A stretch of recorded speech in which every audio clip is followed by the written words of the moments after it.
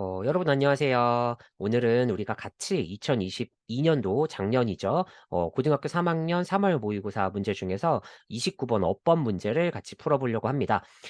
문제 답을 하는 것만 중요하진 않고요. 오늘 수업을 통해서 어법 문제를 풀 때 어떤 식으로 접근해야 되는지, 그래서 100% 맞출 수 있는 100% 맞춰서 당연히 1등급 가야 되겠지. 그래서 그런 전략이 무엇인지에 대해서 좀 더 같이 고민해 볼 거거든요. 그래서 전략 위주로 조금 더 집중해서 보면 좋을 것 같습니다. 자, 1번부터 볼게요. 1번에 보면 has is에 밑줄이 그어져 있어요. 우리가 has에만 밑줄을 그을 수도 있고 is에만 밑줄을 그을 수도 있는데 지금 여기에는 has, is에 같이 밑줄을 그었다는 거지. 그러면 여기에 has 동사, it 주어에 같이 밑줄을 그었다는 거는 이 두 개의 순서에 대해서 생각을 해보라는 거야. 그러면 주어 동사의 순서가 문제가 되는 경우, 어떤 경우가 있을까? 첫 번째는 의문문을 만드는 경우가 있겠죠. 의문문을 만들 때는 주어 동사 자리를 바꾸니까요. 그 다음에 또 어떤 경우가 있죠? 부정어구 도치가 일어나는 경우가 있어요. 뒤에 있는 부정어구. 부정어구라 함은 여러 가지가 있겠지만 예를 들면 가장 많이 나오는 것들은 자, little, 그 다음에 또 뭐 있을까? never, 그리고 only. 이런 친구들, 여기에 나온 nor도 해당이 되겠죠. 얘네들이 가장 많이 나오고요. 얘네들이 뒤에 있다가 앞으로 나오는 순간 주어 동사의 자리가 무조건 바뀌어야 돼. 일반 부사구 도치라든지 전치사구 도치에서는 뒤에 있는 부사나 전치사구가 앞으로 오더라도 주어 동사의 자리가 바뀌지 않을 수 있어요. 그런데 부정어구가 오는 경우는 반드시 바뀌어야 된다는 걸 기억해야 되고, 그래서 여기서는 바로 앞에 뭐가 있어요? nor이 있지, 그치? nor이 있기 때문에 부정어구 도치가 일어났겠구나. 그래서 주어 동사의 자리가 바뀌어 있는 게 맞는구나 라는 걸 알면 되겠습니다. 자, 두 번째는 as의 밑줄이 그어져 있네요. 자, 그러면 as의 밑줄이 그어져 있는 경우에는 우리가 뭘 찾아야 되는 걸까? 자, as는 as냐 than이냐 문제라고 생각하시면 돼요. 그러니까 이게 동등 비교인지 아니면 비교급인지 우리가 그거를 찾아내면 되는 거거든. 자, 그런데 아마도 이거 문제 풀다가 실전으로 풀었던 친구들은 여기 앞에 as 있으니까 그냥 as 맞다고 생각하고 넘어갔을 가능성이 커요. 자, 그런데 동등 비교든 비교급이든 비교를 할 때는 비교를 하는 두 가지 대상이 반드시 일치해야 돼. 이 일치한다는 건 모양이나 형태가 일치해야 된다는 뜻이야. 사물은 사물끼리, 전치사구는 전치사구끼리만 비교할 수가 있어요. 그래서 그 모양을 똑같이 맞춰주는 게 중요한데 여기 같은 경우에는 이 as 뒤에 with ing의 형태가 나왔네. with providing. 자, 그러면 앞에 비슷한 형태를 찾았더니 with writing이 있죠. 그쵸? with ing 똑같은 형태야. 그럼 이 두 가지를 비교한 걸 텐데 앞에를 보니까 more consonant가 있네요. more이 있으므로 얘는 원급 비교가 아니라 비교급이라는 걸 알 수 있고 따라서 뒤에 as가 아니라 뭐가 들어가야 되겠어요? than이 들어가야 되겠지. 그러면 이 as는 뭔가요? 우리가 전치사 as의 여러 가지 뜻이 있지만 여기서는 뭐뭐라고 뭐뭐로써 이렇게 해석을 하면 되겠지. 그래서 a philosophical and ethical exercise. 그래서 어떤 철학적이고 도덕적인 훈련으로 음악에 대해서 글쓰기 하는 거를 생각했다. 이런 식으로 해석이 될 거예요. 오케이. 자, 그럼 3번으로 넘어가 봅시다. 자, 3번은 ing, consisting의 밑줄이 그어져 있는데 여기서는 앞에 컴마가 있다는 거를 주목해서 볼 필요가 있어요. 3번의 형태는 컴마 ing의 형태인데요. 이렇게 컴마 ing의 경우에는 분사구문 문제고요.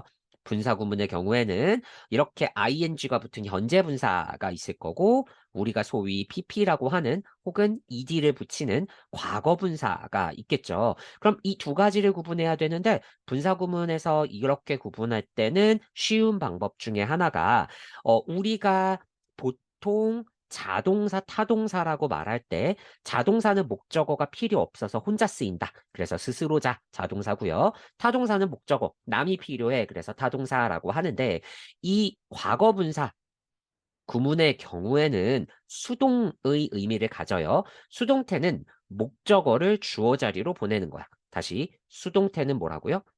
목적어를 주어 자리로 보내는 거야. 따라서 목적어가 없다면 처음부터 수동태로 만들 수가 없어요. 그러니까 자동사들은 수동태로 쓸 수가 없어. 그래서 어떤 경우에는 형태만으로도 답을 어떤 단어가 쓰였냐만으로도 고를 수 있는 경우가 있고요. 이런 경우에는 뭘 보면 되냐? 뒤에 목적어가 있는지 없는지 보면 돼요.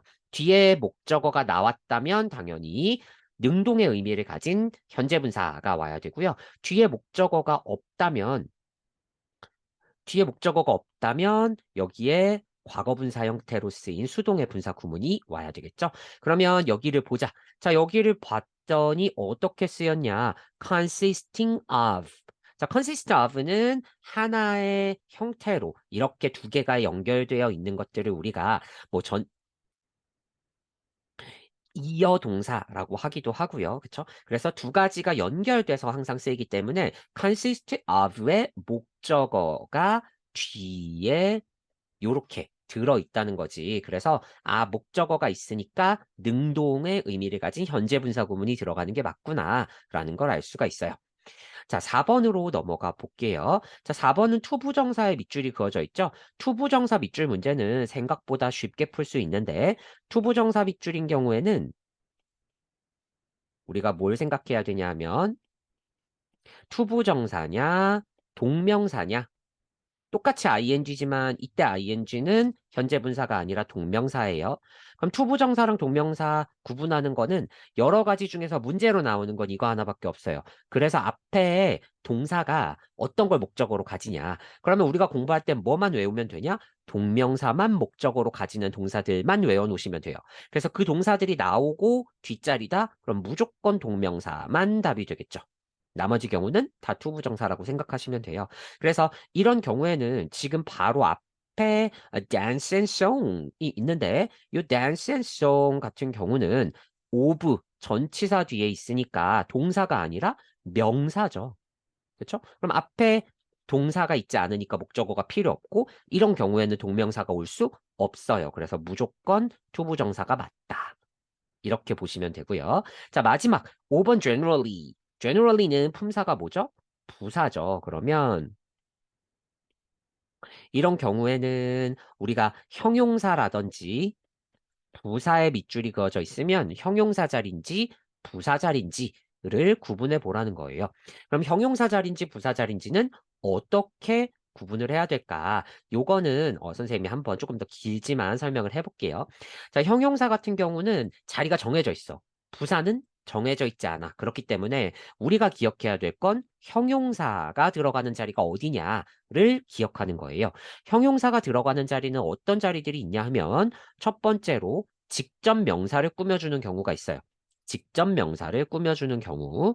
자, 직접 명사를 꾸며주는 경우는 앞에서 뒤에 있는 명사를 꾸며주거나 바로 뒤에서 후치수식해서 명사를 꾸며주는 경우가 있습니다. 그래서 예를 들면 뭐 old lady 하면 나이가 많은 여성 이런 식으로 앞에 있는 형용사가 뒤에 있는 명사를 꾸며주잖아. 이렇게 바로 꾸며주는 경우. 그러니까 밑줄이 그어져 있는데 앞뒤에 명사가 있다? 형용사가 답일 확률이 높아지는 거죠.